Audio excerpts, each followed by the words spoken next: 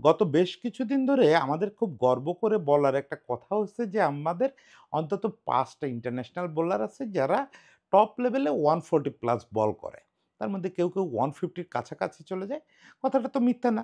আসলেই তাসকিন, হাসান মাহমুদ, তানজিম সাকিব, শরীফুল এবং নাহিদ রানা ৫ টা বোলার যারা 140 প্লাস বল করতে পারে।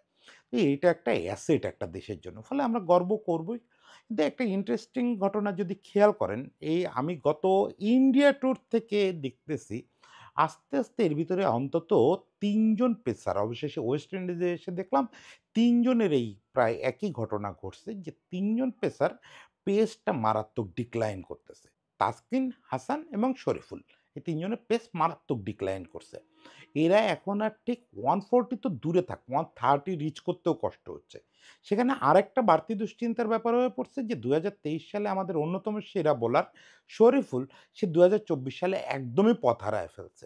সেখানে ইনজুরি একটা রোল প্লে করছে, কিন্তু আসলে ঠিক কেন হচ্ছে, কি হচ্ছে সেই ব্যাপারটা আমরা একটু আলোচনা করতে চাই। ২০২৩ সালে আমাদের বেশ কয়েকটা বোলারের উত্থান হলো। তাসকিন আগে থেকে ছিল, সঙ্গে হাসান আসলো, তারপরে শরীফুল আসলো। ওই সময় থেকেই আমরা একটা নতুন ব্যাচ পাওয়া শুরু করলাম। ২০২৪ সালে এসে এই স্রোতে নাহিদ রানা, তানজিম সাকিব যোগ হলো। ভিন্ন ফরম্যাটে খেলতেছে। এর আগে থেকেই এবাদত ছিল, কিন্তু এবাদত ইনজুরিতে মোটামুটি একটু লাইন থেকে সরে গেছে। আমরা এই যে ৫ জন টপ ফ্লাইটে আছি, ৫ জনে নিয়ে আমরা খুব আশাবাদী। তো আমরা ইন্ডিয়া ট্যুর থেকে দেখলাম যে ইন্ডিয়া ট্যুর থেকে হচ্ছে একটু করে ডিক্লাইন করতেছে। বিশেষত ইন্ডিয়া ট্যুরে খেয়াল করলাম আমাদের তাসকিনের ব্যাপারটা। যে তাসকিন তুলনামূলক কম জোরে বল করতেছে। যে তাসকিন ধরেন করোনার সময় আমি আপনাদের বলছি তাসকিন নিয়ে বিভিন্ন সময় যে করোনার পর্যন্ত ও কিন্তু রেগুলার 145 এ বল করত। এবং ওই সময় ওর জীবনের একটা লক্ষ্যই ছিল 150 টাচ করা। পরে সেখান থেকে সরে আসছে। সেটা হয়তো নিজের একটু লং লাস্টিং এর জন্য মুক্তমুখ সবই ঠিক আছে। কিন্তু সেটা করতে গিয়ে এই ওয়েস্ট ইন্ডিজ ট্যুর পর্যন্ত এসে দেখলাম যে ওর এভারেজ গতিটা 130 র নিচে নেমে আসছে। মানে ও এখন 128, 129 এর বোলার হয়ে গেছে। কখনো 135 প্লাস ডেলিভারিও দিচ্ছে। কিন্তু এভারেজ এটা 128-9 এ চলে আসছে বলে আমার ধারণা। যা দেখে মনে হলো। সঙ্গে হাসান ইন্ডিয়া সিরিজটা মিস, মূলত পাকিস্তানে যে হঠাৎ একটা ইনজুরি হলো সেটার কারণে হাসান ওইটা মিস করলো। হাসানও পরে ফেরার পরে দেখলাম যে হাসান পাকিস্তান ট্যুরে রাওয়ালপিন্ডিতেও কিন্তু হাসানও এবং নাহিদ রানার মতো বেশ জোরে বল করছে।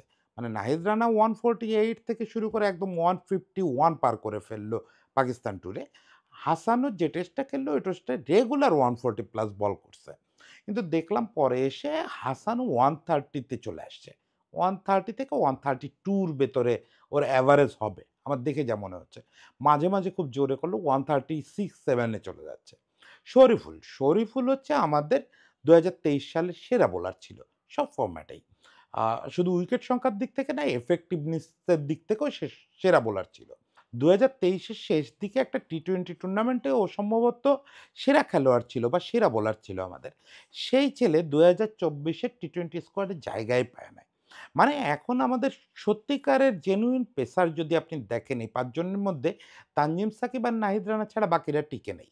বাকিরা এর ভিতরে আপনি তাসকিনের ব্যাপারটা আলাদা করে ভাবতে পারেন। কারণ তাসকিন এই যে গতি কমায় যে কার্যকারিতা তৈরি করছে, সেটাতে আবার তাসকিন আরও কার্যকর হয়ে উঠছে। সে বলতে পারে যে আমার পেসের এই মুহূর্তে দরকার নেই। আমার কন্ট্রোল, আমার মুভমেন্ট এগুলো আমাকে বেটার পজিশনে নিয়ে গেছে। কিন্তু আমার প্রশ্নটা অন্য জায়গায়। এই যে তাসকিন, হাসান এবং শরীফুল ৩ জন একসঙ্গে কেন এই পেসটা ফল করল? এটা বোঝার জন্য আমি কয়েকজন স্পেশালিস্টের সঙ্গে কথা বলব। একই সঙ্গে আমি বোঝার চেষ্টা করছি যে শরীফুলের ব্যাপারটা তো বেশি চোখে লাগতেছে। হাসান আর তাসকিন গতি কমানোর পরেও এফেক্টিভ আছে। হাসান বোথ সাইড সুইং করাচ্ছে দুর্দান্ত, অন্যান্য কাটার-টাটার এগুলোও করতেছে। ফলে হাসানের এটাও অত টের পাওয়া যাচ্ছে না। কিন্তু সময়ে খুব টের পাওয়া যাচ্ছে যে পেস কম। বিশেষত আ ওয়েস্ট ইন্ডিজের বিপক্ষে সম্ভবত 2nd ওয়ানডেতে এটা খুব চোখে লাগলো। 2nd বা 1st ওয়ানডেতে যে খুব চোখে লাগলো। ওর পেসটা ওরে পিছায় দিচ্ছিল বারবার। এখন কথা হচ্ছে যে ১ম যে কোয়েশ্চেনটা আমার সেটা হচ্ছে যে এই ৩ পেসার কেন একসঙ্গে পেস ডাউন হলো? একজনের হইলে এটারে আমি কাকতালীয় ঘটনা বলতাম। আমি বাংলাদেশের একজন সিনিয়র বোলিং কোচ এবং একজন তরুণ বোলিং কোচ। দুজনের কেউই যে কথাগুলো বলছেন একটু সেনসিটিভ বলে দুজনই নাম প্রকাশ করায় একটু আপত্তি করছেন। তো যাই হোক দুজনের কথার সূত্র একটাই। সেটা হচ্ছে যে একটা আছে যে ওয়েস্ট ইন্ডিজের ব্যাপারটা একটু বেশি চোখে লাগছে। কারণ হচ্ছে ওয়েস্ট ইন্ডিজে ওরা দেখছে হয়তো প্র্যাকটিস উইকেটেই দেখছে বা শুরুর ম্যাচেই দেখছে যে উইকেটে বেশি জোরে বল করে খুব একটা ফায়দা হচ্ছে না। ফলে এমন হইতে পারে যে তাসকিন এবং হাসান সিদ্ধান্ত নিয়ে নিজেরা সিদ্ধান্ত নিয়েই একটু পেস কমাইছে। কারণ পেস জেনারেট করেও যদি উইকেটে পড়ার পরে সেই বল অত পেসে ব্যাটসম্যানের কাছে না যায়, তাহলে পেসাররা জোরে বল করার উৎসাহটা একটু হারায় ফেলে। এটা হচ্ছে একটা দিক। আরেকটা দিক তুলনামূলক জুনিয়র যে কোচের সঙ্গে কথা বললাম, সে আমাকে একটু অন্যরকম একটা ফ্লেভার দিল। সেটা হচ্ছে যে এই ৩ জন সম্ভবত ইনজুরিকে ভয় পাচ্ছে। তাসকিন, শরীফুল এবং হাসান। ৩ জনেরই সাম্প্রতিক ইনজুরির ইতিহাস আছে। তাসকিনের তো পুরো ক্যারিয়ার জুড়েই ইনজুরির ইতিহাস আছে। ফলে এদের কাছে এখন মনে হচ্ছে যে যেহেতু কম্পিটিটিভনেস টা আমাদের ইন্টারন্যাশনাল লেভেলে একটু বেশি হয়ে গেছে পেসারদের। অনেকগুলো পেসার ৫ টা পেসার ইন্টারন্যাশনালেই খুব ভালো করতেছে। এর সঙ্গে পাইপলাইনে আন্ডার-19 সহ ৭-৮ টা পেসার আছে।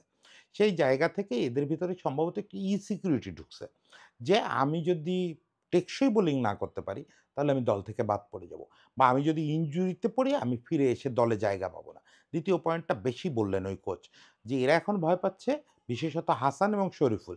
ইনজুরিতে পড়ে বাদ পড়ছি, ফিরে এসে আর ওই জায়গাটা রিগেইন করতে পারতেছে না। সেই ভয়ে এরা সেলফ একটা সেন্সরশিপ নিজেদের উপর আরোপ করছে। এরা নিজেদেরকে বোঝাতে চাচ্ছে যে আমরা ওয়ার্কলোড ম্যানেজ করতেছি। ফলে সেই জায়গা থেকে তারা পেস কমায় দিছে। এটা হচ্ছে আমাদের ওই তরুণ পেসারের ভাষ্য। তো সেটার সঙ্গে আমি খানিকটা একমত হতে পারি। আর যেহেতু উনি কাছ থেকে দেখেন এই পেসারদের, ফলে ওনার এই ধারণাটা সত্যি হইতে পারে। কিন্তু সেইটা করলে আমাদের ৩ পেসারই তাসকিনকে যদিও গ্রেস দিয়ে ভাবতে পারি, বাকি ২ পেসারই অন্যায় করতেছেন। কারণ আমাদের ম্যানেজমেন্ট এখন যত সুন্দর ওয়ার্কলোড ম্যানেজ করতেছে, এইটা আসলে আমাদের দেশের বাস্তবতায় আমরা একসময় কল্পনাও করতে পারতাম না। হ্যাঁ, সেটার একটা বড় কারণ হাতে অনেকগুলো পেসার আছে তাই। ওয়ার্কলোড ম্যানেজমেন্ট ভালো হচ্ছে। কাউকেই খুব বেশি লোড দেওয়া হচ্ছে না।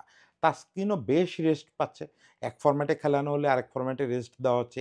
এক ম্যাচ খেলানো হলে আরেক ম্যাচ রেস্ট দেওয়ানো হচ্ছে। নাহিদ রানাকে তো একদম নিয়ম করে প্রতি সিরিজে ১ টা ২ টা ম্যাচ রেস্ট দেওয়া হচ্ছে। শরীফুল তো অনেকদিন মাঠের বাইরে থেকে এসে ফিরল। সেও রেস্ট পাচ্ছে। হাসানও তাই। কেউই টানা খেলতে হচ্ছে না কাউকে। ফলে কেউই বলতে পারবে না যে তাকে খুব বেশি লোড দেওয়া হচ্ছে। সেক্ষেত্রে কেন তাদের এই সেলফ সেন্সরশিপ তৈরি হলো এটা আমি ঠিক বুঝলাম না। এইটা করলে তারা ভুল করতেছেন না? আমার মনে হয় বাংলাদেশের টিম ম্যানেজমেন্ট এবং কোচদের উচিত তাদের সঙ্গে একটু কথা বলা। যে তোমরা নিজেরা নিজেদের সেন্সর করো না। যা করার আমরা করব। এটার জন্য আমরা আছি। আমরা বুঝবো যে তোমরা পেস নিয়ে কতটুক খেলতে পারো। এখন কথা হচ্ছে যে দেখেন কন্ট্রোল, গুড ডেলিভারি, সুইং অমুক-তমুক এগুলো দিয়ে আপনি চামিন্দাবাজ হইতে পারবেন। সেইটা করে আসলে ইতিহাসে টিকে থাকা খুব কঠিন। আমাদের বোলিংয়ের এখন বড় স্ট্রেংথ হচ্ছে ৩ জন এক্সপ্রেস বোলার যারা ৩ জন ৩ রকমের বল করে। এখন এক্সপ্রেস শব্দটাই যদি আপনার নাম থেকে বাদ পড়ে যায়, তখন আর ওই USP টা থাকে না। ফলে আপনি যে ভয় পাচ্ছেন যে ইনজুরি থেকে ফিরে আসলে যদি আর জায়গা না পাই, ইনজুরিরে ভয় পাচ্ছেন, সেটা উল্টোটাও হতে পারে। আপনার জায়গা নেওয়ার জন্য কিন্তু পেসাররাও মানে স্পিড স্টাররাও অনেকে ওয়েট করতেছে। এবাদত আছে বাইরে, খালেদ আছে বাইরে। ফলে কোনোভাবেই নিজেরে ওই সিকিউরিটিতে নেওয়ার চেষ্টা করেন না। আর ইনজুরির ভয় পাওয়াটা খুব খারাপ জিনিস। আমি কোনো সিনিয়র ক্রিকেটারের নাম করে সমালোচনা করব না, কিন্তু আমাদের সিনিয়র ক্রিকেটারদের মধ্যে অনেকের সম্ভাবনা ছিল খুব বড় পেসার হওয়ার। তার মধ্যে আমি ২-১ জনের সম্পর্কে পরিষ্কার জানি যে তারা মূলত ইনজুরির ভয়ে আ বহুবার নিজেরে লুকাইছেন। সেটা একদম বেস্ট সিনিয়র থেকে শুরু করে মিড লেভেল সিনিয়র পর্যন্ত অনেক বোলারের ক্ষেত্রে এটা আমাদের ঘরোয়া সার্কিটে প্রচলিত আছে। আপনাদেরও জানার কথা। তাদের ক্যারিয়ার কিন্তু তাতে আগায় নাই। তারা কিন্তু ক্যারিয়ারে আল্টিমেটলি বিপদেই পড়ছেন। ওই যে নিজেরে লুকাতে গিয়ে। এমনও ফাস্ট বোলার আমাদের ছিলেন যে বড় ম্যাচ আসলে খেলতে আপত্তি করতেন। ইনজুরির দোহাই দিয়ে বা ব্যথার দোহাই দিয়ে সরে যেতেন। তাদের কিন্তু ক্যারিয়ার তাতে আগায় নাই। ফলে আপনারা এই ২০২৪-২৫ সালে এসে যদি এই সেকেলে কৌশল নেন, এটা আপনাদেরই ক্যারিয়ারের ক্ষতি হবে। বাংলাদেশ হয়তো অত বেশি ক্ষতিগ্রস্ত হবে না। অবশ্যই হবে। আপনাদের মতো সুন্দর বোলার তারা কেউ মিস করলে বাংলাদেশের ক্ষতি হবে। কিন্তু বাংলাদেশের পাইপলাইনে এখন অনেক বোলার আছে। আপনারাই চ্যালেঞ্জের মধ্যে পড়বেন। এবার শেষ কোয়েশ্চেনটা আসি যে শরীফুলের কি হইছে? শরীফুলের যেটা হইছে, শরীফুলের ব্যাপারে ২ জন কোচই সিনিয়র জুনিয়র যে দুজনের সঙ্গে আলাপ করছি, দুজন কোচই বললেন ও সম্ভবত ইনজুরি থেকে পুরোপুরি সেরে ওঠে নাই। হ্যাঁ, তাদের দুজনেরই ধারণা ও প্রপার ফিটনেস গেইন করে নাই। শরীফুলের ইনজুরিটা কিন্তু আঙ্গুলে ছিল না। এখানে আপনার একটা জিনিস একটু জানা দরকার যে শরীফুলের মূল অস্ত্র হচ্ছে সুইং, বোথ ওয়ে সুইং। তার ভিতরে একটা বড় ব্যাপার ছিল যে তার যে ইনসুইঙ্গারটা যেটা ঢুকতো এটা নারকীয়। এটা খেলা খুব কঠিন ছিল। তার কিন্তু এই ওয়েস্ট ইন্ডিজ সিরিজে যদি আপনি তাকায় দেখেন, আপনি একটা ডেলিভারি ওরকম খুঁজে পাবেন না। যে বলটা মুভ করে দুর্দান্তভাবে ভিতরে ঢুকছে, ঢোকে নাই। এটা মানে দৃশ্যত আপনার মনে হবে যে শরীফুলের ওই সুইংটা করানোর ক্ষেত্রে একটা অন্যদের সঙ্গে বড় পার্থক্য ছিল হচ্ছে বেশিরভাগ পেসার সুইং করা হচ্ছে ২ আঙ্গুল সিমে ফেলে। কিন্তু এখানে ওয়াসিম আকরাম বা ২-১ জন খেলোয়াড় বিরল থাকে যারা হচ্ছে ইন সুইংটা করায় মূলত এই আঙ্গুলের টোকা দিয়ে। মানে লাস্ট মুহূর্তে এই আঙ্গুলটা দিয়ে একটু বাড়তি একটা টোকা দিয়ে দেয়। শরীফুল হচ্ছে সেই প্রজাতির বোলার। ফলে শরীফুলের সুইং করানোর জন্য আঙ্গুলের কম্বিনেশনটা খুব জরুরি। রিস্ট পজিশন, রিস্টের সবকিছুই জরুরি। তার ভেতরে আঙ্গুলটা খুব জরুরি। কিন্তু আপনি বলতে পারেন ওর ইনজুরিটা তো আঙ্গুলে ছিল না। তাহলে এই সমস্যা কেন হলো? ওই আমাদের যে তরুণ কোচ যার রেফারেন্স এ কথা বলতেছি, সে বলল যে বডি সিনক্রোনাইজেশন বলে একটা ব্যাপার আছে। এটা আপনি বোলার হন, ব্যাটসম্যান হন, এটা আছে। যে আপনার পুরো বডি একটা ছন্দে থাকতে হবে। আপনার যদি পায়ের আঙ্গুলের গোড়ায়ও কোনো ইনজুরি থাকে, আপনি সেটা যদি পুরোপুরি কমপ্লিট না করে, পুরোপুরি সেরে না উঠে খেলতে আসেন, তাহলে ওই পায়ের আঙ্গুলের গোড়ার ওই ইনজুরির কারণে আপনার রিস্ট মুভমেন্ট নষ্ট হবে। পায়ের আঙ্গুলের গোড়ার ওই ব্যথার কারণে আপনার আঙ্গুলের পজিশন নষ্ট হবে।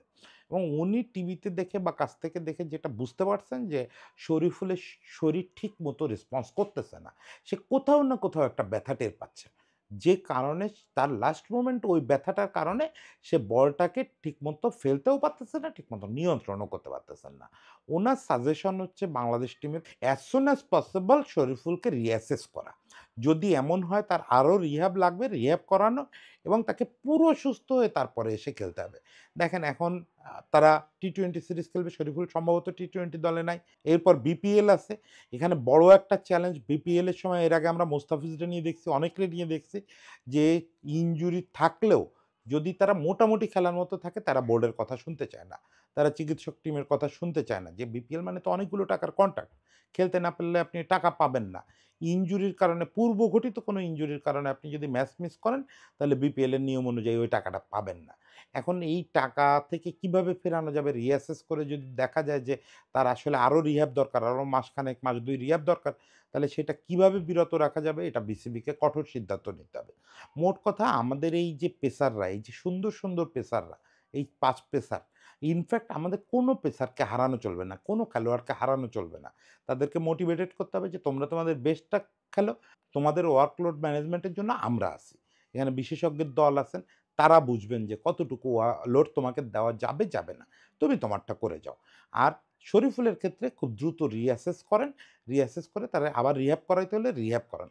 কারণ শরীফুল খুব কার্যকর একজন বোলার। বিশেষ করে লিমিটেড ক্রিকেটে শরীফুলকে আমাদের খুব দরকার। আশা করি সব ক্রিকেটার নিজের সেরাটা দেওয়ার জন্য তৈরি হবেন খুব দ্রুত এবং আমরা আবার দ্রুত গর্বের সঙ্গে বলতে পারব যে আমাদের ৫ টা 140 প্লাস বোলার আছে। যার মধ্যে নাহিদ রানাও আছে যে 150 প্লাস। সবাই ভালো থাকবেন। সবার জন্য শুভকামনা।